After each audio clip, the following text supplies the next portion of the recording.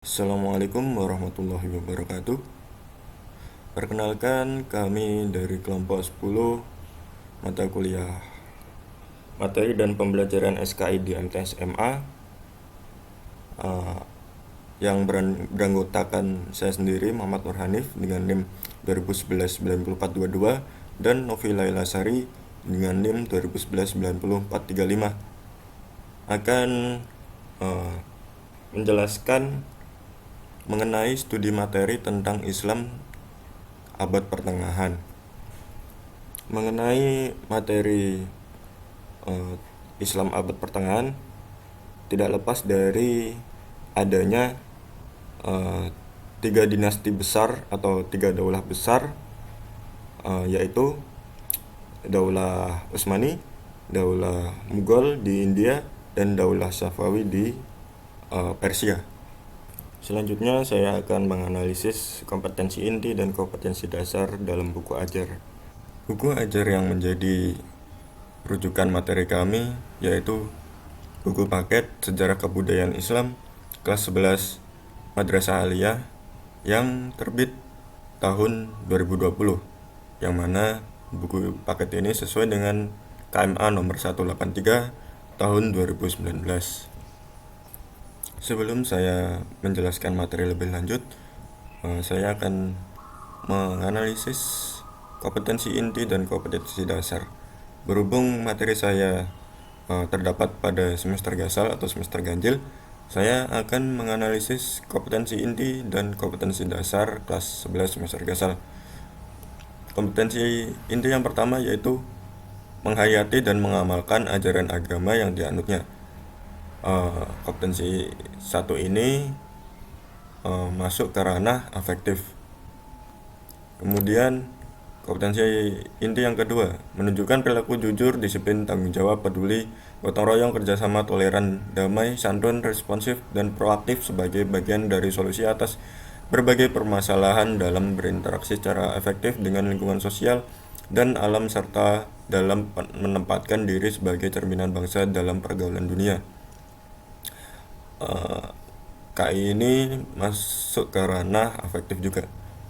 Yang ketiga, memahami, menerapkan, menganalisis pengetahuan faktual, konseptual, prosedural berdasarkan rasa ingin tahunya tentang ilmu pengetahuan, teknologi, seni budaya, dan humaniora dengan wawasan kemanusiaan, kebangsaan, kenegaraan, dan peradaban terkait penyebab fenomena dan kejadian, serta menerapkan pengetahuan prosedural pada bidang kajian yang spesifik sesuai dengan bakat dan minatnya untuk memecahkan masalah.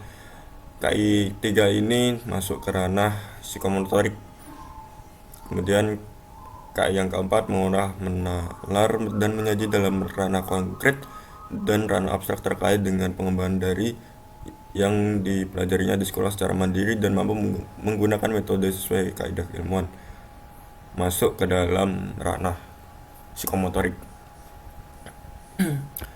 Kemudian materi saya yaitu tentang Daulah Utsmani, Daulah Mughal, dan Daulah Safawi. Kompetensi dasarnya yaitu 1.3, menghayati bahwa kekuasaan adalah amanah. 1.4, menghayati karunia Allah dari inovatif dan kreatif. 3, menilai proses berdirinya Daulah Utsmani. 4.4, mengapresiasi perkembangan ilmu pengetahuan dan peradaban pada masa Daulah Utsmani. Kemudian materi saya selanjutnya itu perkembangan Islam Daulah Mughal. Kompetensi dasarnya yaitu 1.5, menghayati bahwa kekuasaan adalah amanah. 1.6, menghayati bahwa karunia Allah dari perkembangan peradaban dan ilmu pengetahuan. 2.5, mengamalkan sikap komitmen dalam menjalankan amanah.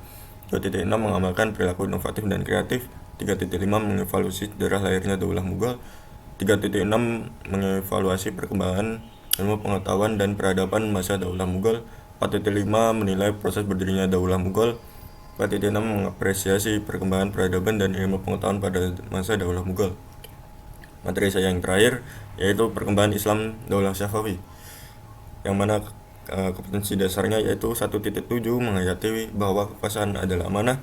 1.8 menghayati karunia Allah dari perkembangan peradaban dan ilmu pengetahuan. 2.7 mengamalkan sikap komitmen dalam menjalankan amanah. 2.8 mengamalkan perilaku inovatif dan kreatif. Akhirnya Daulah Syafawi. 3.8 mengevaluasi perkembangan peradaban. 7 menilai proses berdirinya Daulah Syafawi. 4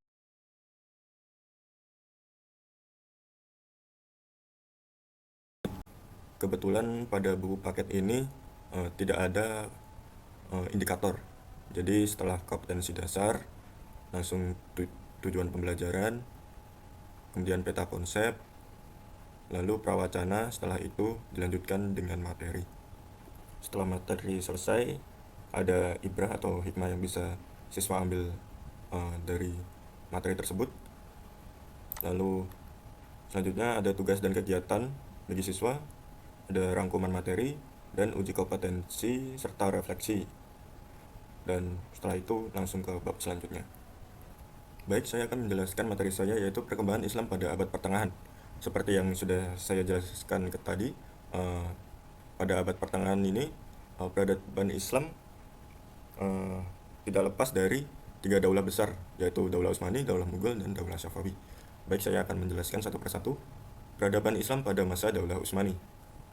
Lahirnya Daulah Utsmani.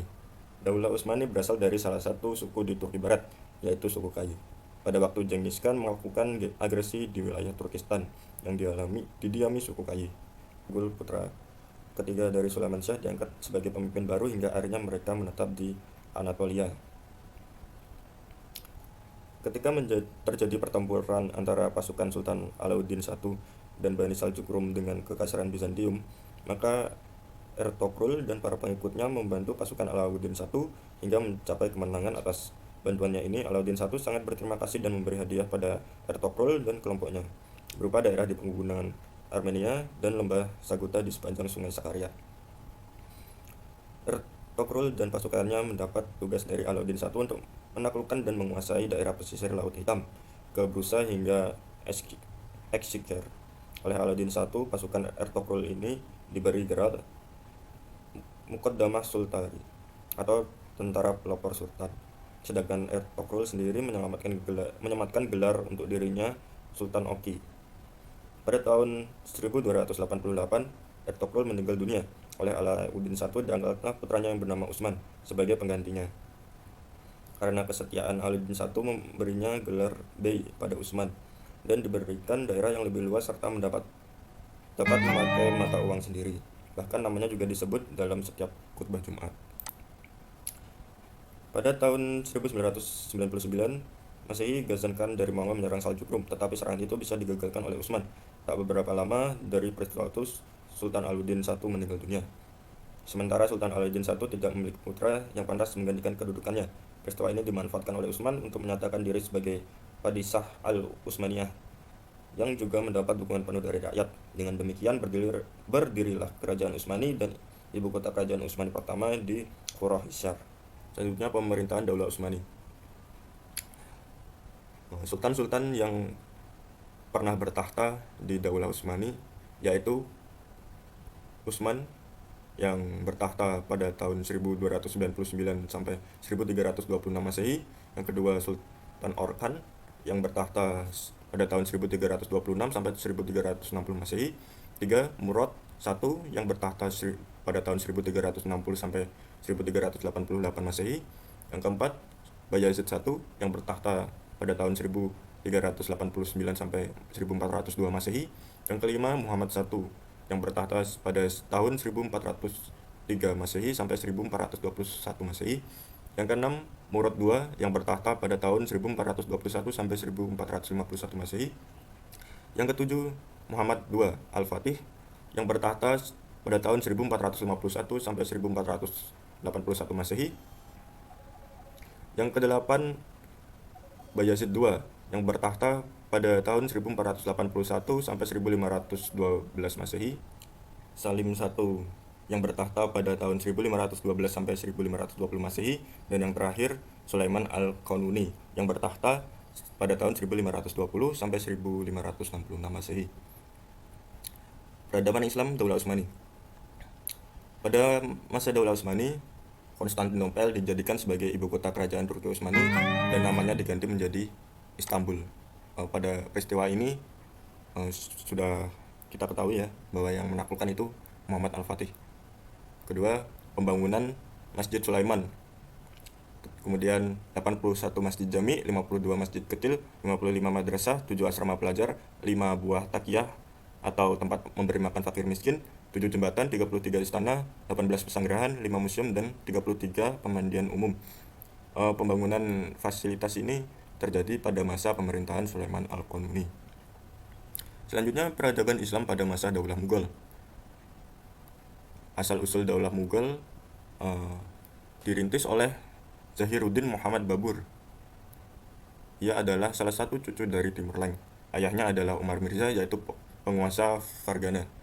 Kepemimpinan Babur sudah diwariskan oleh ayahnya saat Babur masih berusia 11 tahun. Lalu pemerintahan Daulah Mughal.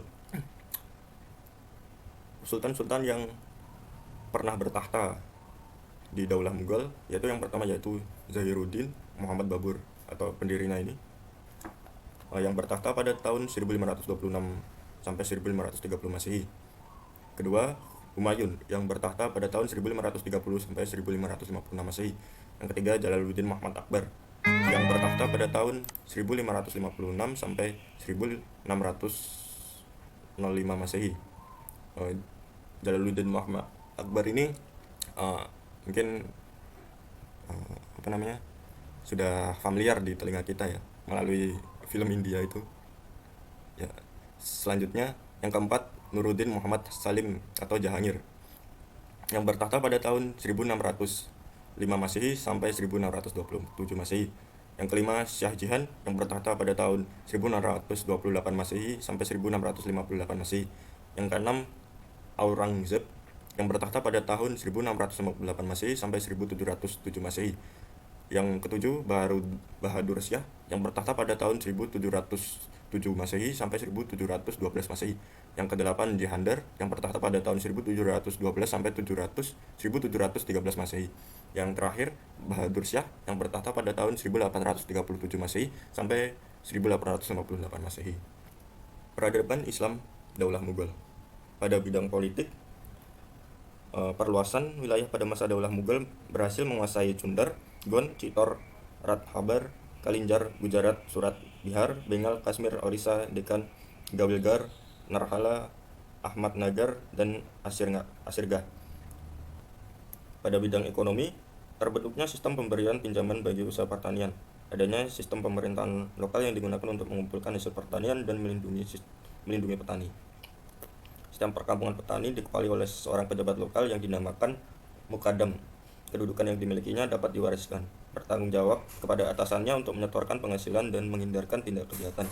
Kaum petani dilindungi hak kepemilikan atas tanah dan hak mewariskannya. Tetapi dalam bidang agama, pada masa Jalaluddin Akbar, perkembangan agama Islam di kerajaan Mughal mencapai suatu fase yang menarik, di mana pada masa itu Akbar memproklamasikan sebuah cara baru dalam beragama, yaitu konsep din ilahi. Meskipun pada waktu itu mendapat kritik dari berbagai lapisan umat Islam, namun konsepsi itu merupakan upaya mempersatukan umat-umat beragama di India. Dalam bidang seni dan budaya, terdapat bangunan-bangunan yang berdiri, yaitu Benteng Agra atau Agra Fort, Benteng Merah atau Red Fort, Taj Mahal, Jamak Masjid. Kemudian peradaban Islam pada masa Daulah Safawi. Lahirnya Daulah Safawi dimulai dari sebuah gerakan tarekat Safawiyah yang berdiri di daerah Ardabil, kota Azerbaijan. Nama tarekat ini sesuai dengan nama pendirinya, yaitu Safi al-Din, salah satu keturunan Musa al-Kazim.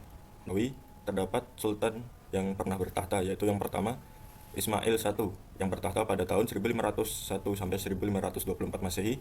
Yang kedua, Tahmas I yang bertahta pada tahun 1524 sampai 1576 Masehi. Yang ketiga, Ismail II yang bertahta pada tahun 1576 sampai 1577 Masehi.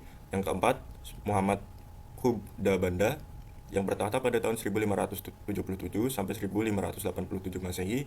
Yang kelima, Abbas I yang bertahta pada tahun 1587 sampai 1628 Masehi. Yang keenam, Safi Mirza yang bertahta pada tahun 1628 sampai 1642 Masehi. Yang ketujuh, Abbas II yang bertahta pada tahun 1642 sampai 1667 Masehi. Yang kedelapan, Sulaiman yang bertahta pada tahun 1667 Masehi sampai 1694 Masehi. Yang kesembilan, Subsen I yang bertahta pada tahun 1994 sampai 1722 Masehi. Yang kesepuluh, Tahmas II yang bertahta pada tahun 1722 sampai 1732 Masehi. Yang kesebelas, Abbas III yang bertahta pada tahun 1732 sampai 1736 Masehi. Peradaban Islam Daulah Syafawi pada bidang ekonomi yaitu bermula dengan penguasaan atas Kepulauan Humus dan Pelabuhan Gumrun yang diubah menjadi Bandar Abbas. Dengan demikian, Safawiyah menguasai jalur perdagangan antara barat dan timur, jalur yang pada mulanya diperebutkan oleh Belanda, Inggris, dan Perancis. Di samping sektor perdagangan, Safawiyah juga mengalami kemajuan dalam sektor pertanian, terutama hasil pertanian dari daerah bulan sabit yang sangat subur. Yang kedua, dalam bidang ilmu pengetahuan, pada Daulah Safawiyah muncul ilmuwan-ilmuwan yang terkenal, diantaranya Baha al-Din al-Syairazi, Sadr al-Din al-Shirazi, dan Muhammad Bakir ibnu Muhammad Damad. Ilmu fikih juga berkembang baik pada saat itu, diantara tokohnya adalah Baharuddin al-Amili. Selain sebagai pakar agama, ia juga sebagai ahli kebudayaan yang mengetahui persoalan-persoalan dari berbagai segi. Kemudian pada bidang pembangunan fisik dan seni, para pemimpin Daulah Syafawi telah mengubah wajah Isfahan yang merupakan pusat pemerintahan menjadi kota yang sangat indah. Di kota tersebut berdiri bangunan-bangunan megah seperti masjid, rumah sakit, sekolah-sekolah, jembatan raksasa di atas Jenderut, dan istana Cihil Satun. Kota Isfahan menjadi semakin indah dengan dibuatnya taman-taman wisata terbuka. Ketika Abbas I wafat, di Isfahan terdapat 162 masjid, 48 akademi, 182 penginapan, dan 273 pemandian umum. Dalam bidang seni, arsitektur bangunan-bangunannya yaitu seperti terlihat pada Masjid Shah dan Masjid Syahluf. Unsur seni lainnya juga terlihat pada hasil kerajinan tangan, keramik, permadani, karpet, pakaian pemikat, dan lain-lain. Seni lukis juga sudah mulai muncul pada masa ini, tepatnya pada saat Sultan Tahmab I berkuasa. Sekian presentasi dari saya, penjelasan mengenai perkembangan Islam pada abad pertengahan. Kurang lebihnya mohon maaf. Terima kasih. Wassalamualaikum warahmatullahi wabarakatuh. Bismillahirrahmanirrahim. Assalamualaikum warahmatullahi wabarakatuh. Baik, perkenalkan nama saya Novi Laila Sari, mahasiswi semester 5 Institut Agama Islam Negeri Ponorogo dengan NIM 201190435.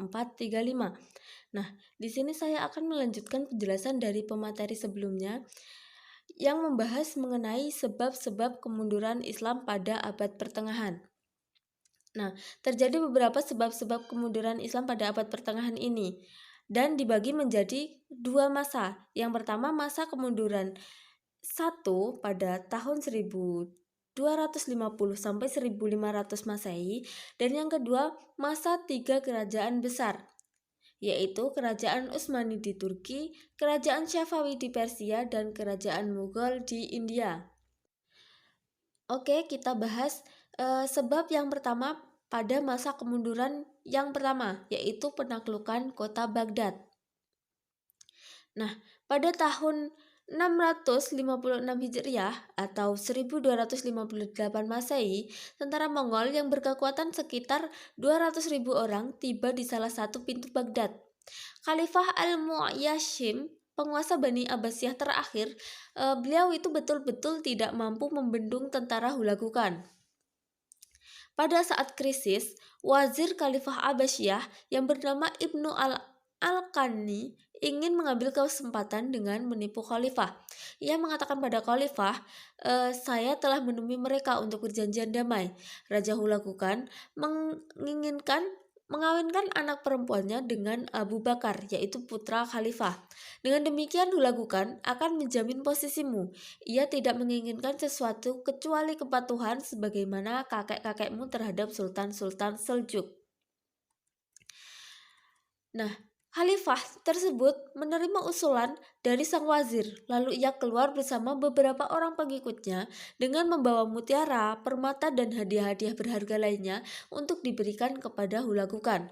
Tapi ternyata sambutan Hulagukan di luar dugaan sang khalifah.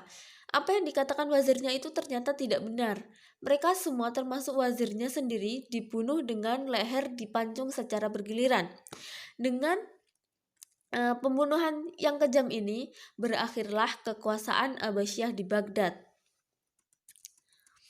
Nah, jatuhnya kota Baghdad ini pada tahun 1258 Masehi ke tangan para bangsa Mongol bukan hanya mengakhiri kekhalifahan Abbasiyah saja, namun juga menjadi awal kemunduran politik dan peradaban Islam, karena kota Baghdad merupakan pusat kebudayaan dan peradaban Islam yang sangat kaya dengan khazanah ilmu pengetahuannya. Dan hal itu juga ikut lenyap di bumi hanguskan oleh pasukan Mongol yang dipimpin oleh Hulagukan. Yang kedua, mengenai penyerangan Timur Leng. Nah, setelah hampir lebih dari 1 abad, umat Islam itu menderita dan berusaha bangkit dari kehancuran akibat serangan bangsa Mongol tadi. Malapetaka yang tidak kurang dahsyat adalah serangan yang dipimpin oleh Timur Leng.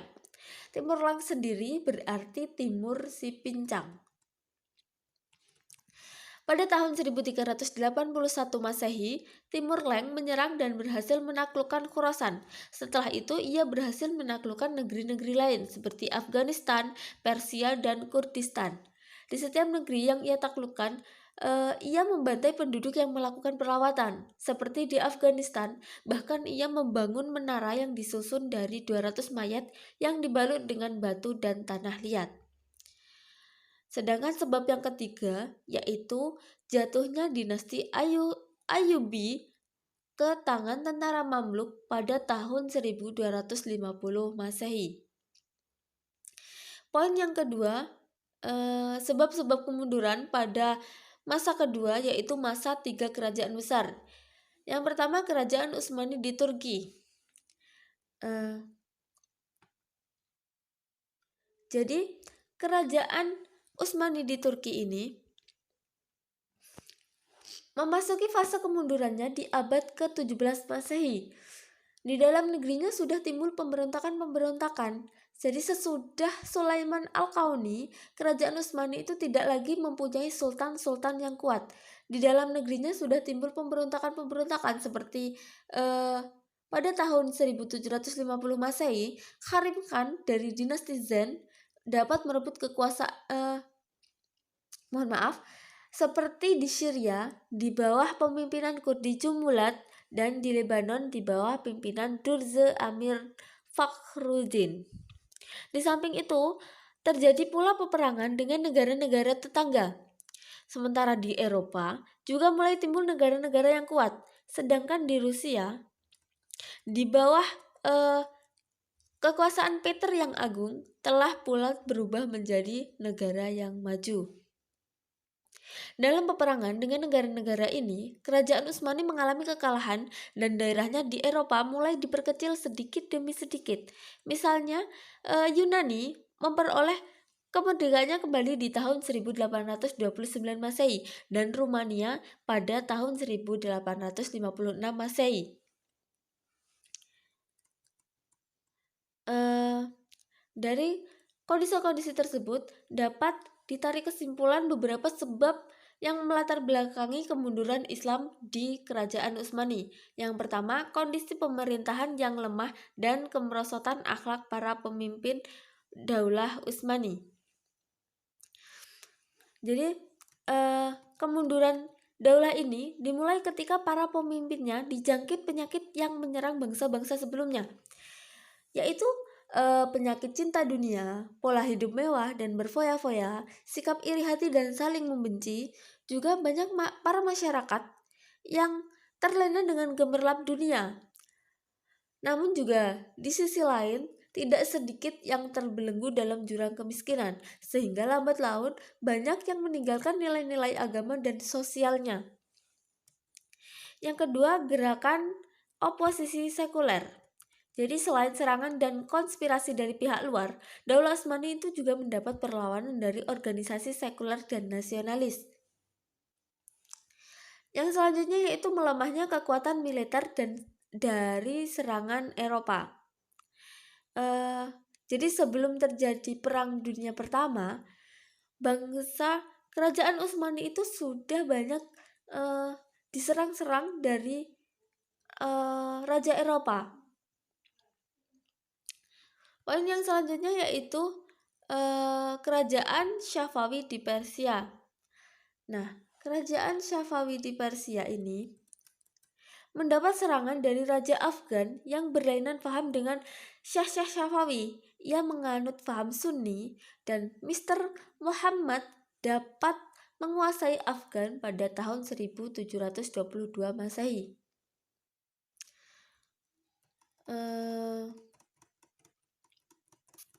Lalu pada tahun 1750 Masehi, Karim Khan dari dinasti Zen dapat merebut kekuasaan di seluruh Persia, kecuali daerah Khorasan. Kekuasaan dinasti Zen ditentang oleh dinasti Qatar dan akhirnya Agha Muhammad dapat mengalahkan dinasti Zen pada tahun 1794 Masehi. Dapat ditarik kesimpulan, ada 4 sebab yang menjadi alasan kemunduran agama Islam di kerajaan Safawi di Persia. Yang pertama, adanya konflik yang berkepanjangan dengan Daulah Utsmani. Juga terjadinya dekadensi moral yang melanda sebagian pemimpin Daulah Syafawi. Lalu yang selanjutnya yaitu sering terjadi konflik intern dalam perebutan kekuasaan.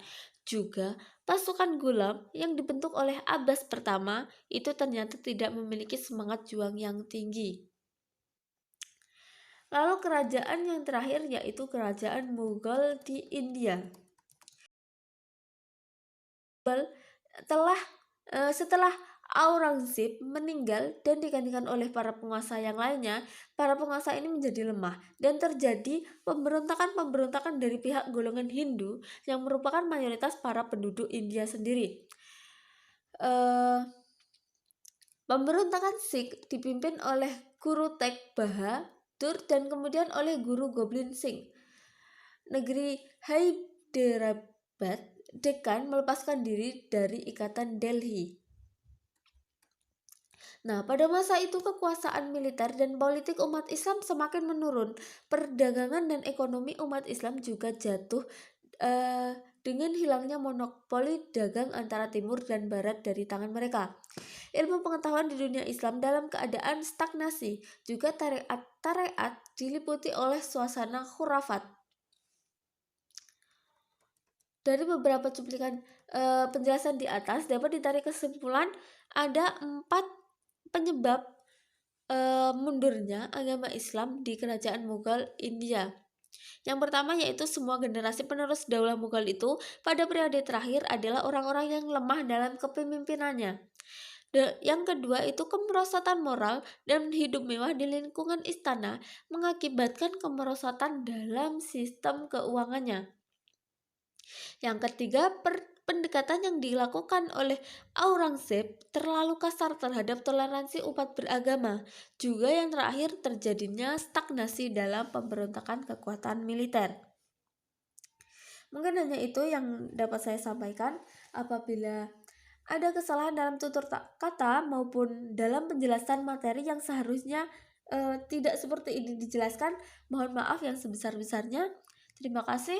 Wassalamualaikum warahmatullahi wabarakatuh.